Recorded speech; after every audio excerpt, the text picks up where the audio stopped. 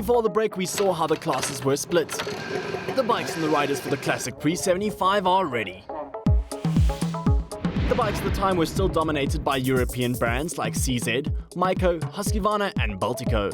Other brands like Norton, Montesa, KTM and Can-Am from Canada were also enjoying reasonable success. The Japanese invasion was being led by Suzuki, Yamaha and Kawasaki at the time.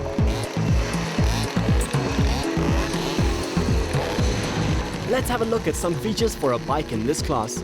Here we have a 1974 Husqvarna WR400. Striking features of this bike is the metal petrol tank, large air-cooled engine and alloy fenders. This bike made a name for itself in motocross, enduro and desert races. In Europe, one of the greatest names in the sport, Belgium Roger de Coster, dominated the early 70s in the 500 GB class with 3 world championships riding a Suzuki. His countryman Joel Robert had 3 championships of his own in the 250 class.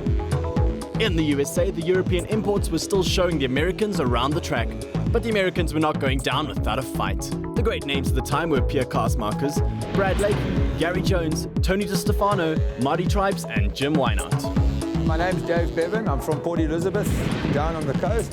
I ride in the pre-75 class with this little beautiful beast of mine. A lot of the parts we make ourselves. These foot pegs I just made the other day, they are now full of mud, baptism of fire. A lot of the small parts engineer myself in my own machines and stuff like that. Favorite part of vintage motocross has to be the sheer fact that you take a motorcycle like this and you build it up and you know that you have a one of a kind and you stand on the start line and you race and you finish and you get a trophy and you go home with it and it's on your own motorbike. Yeah, the guys must come. All the old toppies. I'm 65, nearly 65 years old. Hamish over there, 65. We got Horace Bergstrom. I think he's about 66. And it brings all the old guys together, you know. It's magic, really very nice. People like to see the old bikes. They like to reminisce about the old days. So it's good, it's clean fun for old men.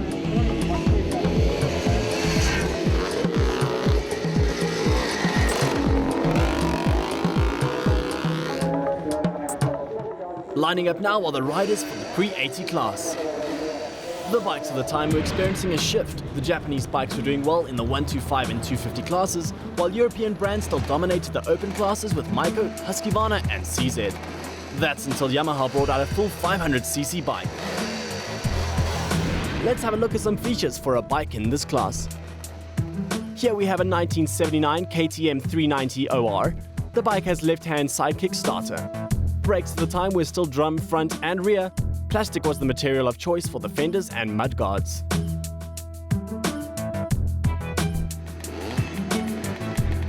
In the European 500 class, Roger de Coster won in 1975 and 76, while Heikki McCullough on a monoshock Yamaha won in 1977 and 78. 1979 was won by Britain's Graham Noyce on a Honda. The 250 GPs had names like Harry Everts, father of Stefan Everts, Hakan Andersen and Hakan Karla Karlquist. The 125cc GP circuit started in 1975. Gaston Rayer from Belgium won the first 3 championships. In the USA, the sport was exploding with Jim Wynot, Rex Statton, Kent Howardson and Marty Smith. The 125cc class had Bob Hurricane Hanna riding a Yamaha, known as one of the true legends in the sport. The 125s were kept exciting with Brock Glover, Danny Laporta and Mark Barnett. USA Supercross in the 70s. Tony DeStefano won the championship in 75, 76 and 77, with Bob Hanna winning 1978 and 1979 title. We're taking a quick break from racing to bring you the lowdown on a rebuild.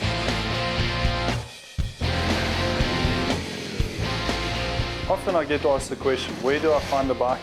How do I restore a bike? You'll find bikes in the strangest of places, particularly these old dirt bikes. What's happened is they've probably been ridden and passed down, and they're probably in the back of somebody's shed. Or you'll find a really proud owner that's kept the bike from you. It's probably a bit shoddy, but at least it's still original. What I like to do first when I get a bike is I like to figure out exactly what year it is. Okay, so do some carbon dating based on the details you find on the frame and engine. Get those, and then you can actually see what you're up against before you strip the bike. This is a 1981 Maiko 490. This arguably is one of the best motocross bikes ever built. Your list starts with researching your bike. Get your make, year and model number. Then get the owner's manual. This is a great source of information for rebuilding as well as maintaining your bike. Clear a space in your garage. Strip the frame, sand it down and get it resprayed. Order a complete set of bearings for the bike. Order new plastics if yours are damaged. Order missing parts that have either broken, fallen off or rusted. You will also have to strip the motor. Might be a good idea to send it to a specialist. Strip the carburetor. If it's been sitting, it's probably full of sludge.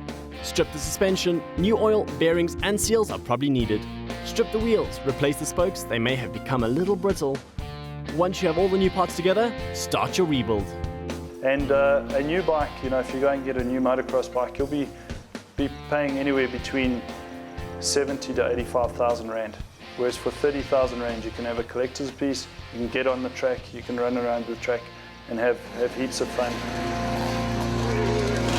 We're back at the start line now for the pre-85 class. The bikes of the early 80s gave us legendary bikes like Yamaha YZ465, Honda CR480, Maiko 490 and Suzuki RM250 among others.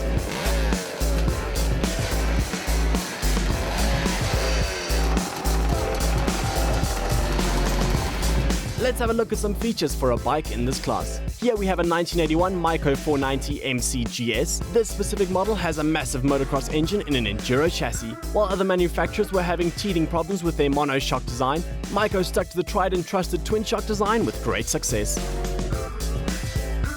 The European 500 GP class had the greats like Andre Malherbe, American Brad Lackey, Hacken Carquest, George Jobert and David Thorpe. The 250 GP had Kees van der Ven, American Danny Laporta and Jackie Vermond. In the USA, the 500 championship saw the likes of Chuck Sun, Goat Brecker, Brock Glover, Danny Magoo Chandler and Marty Smith all fighting it out for the title. The 250cc class had Kent Howerton, Bob Hurricane Hanna, Rick Johnson and David Bailey. USA Supercross in the 80s saw the 500 class dropped. The 250cc class, however, had great champions like Mike Bell, Mark Barnett, Donnie Hansen, David Bailey and Johnny O'Mara doing battle. Hi, my name is Sean Kirk. I'm 45 years old and I rode in 3 classes today. It was great fun. This is an absolutely superb series. It's great to see these old bikes out here. It was fantastic. The racing was close, it was safe. I don't think there were any injuries today, which is superb. The whole event is fun, so as long as you're out there riding and competing, it's great.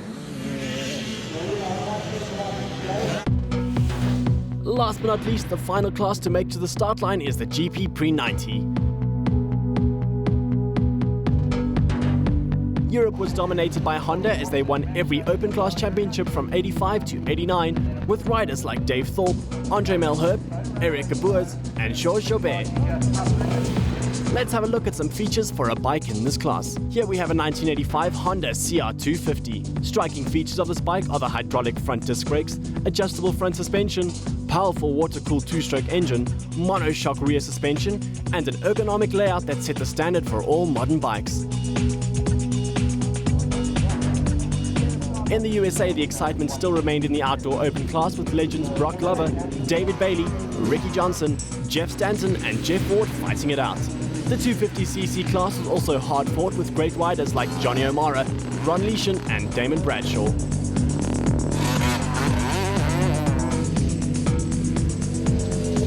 Nicky Damon and Mike Kudrowski finished up the Honda dominance by winning the 125cc classes.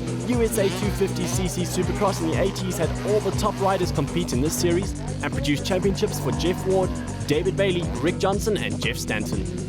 During this time, the 125cc class was split into 2 series, the East and the West series. Therefore, there were 2 championships each year. Racing went well today. I made a bit of a mistake on the first start on the Honda over here at the back, in the 390s. Gave it too much gas. I do the regional enduros as well in my spare time, and this is basically like it's a hobby. It's great fun. Keeps you fit for the racing seasons as well. All the vintage guys are like a big family, man. They're friendly, close, always help each other out. Great fun. The racing isn't over just yet. After the break, we go to Honda Kyalami Cayenne and compare old versus new, and then find out what you should wear to a butcher's picnic.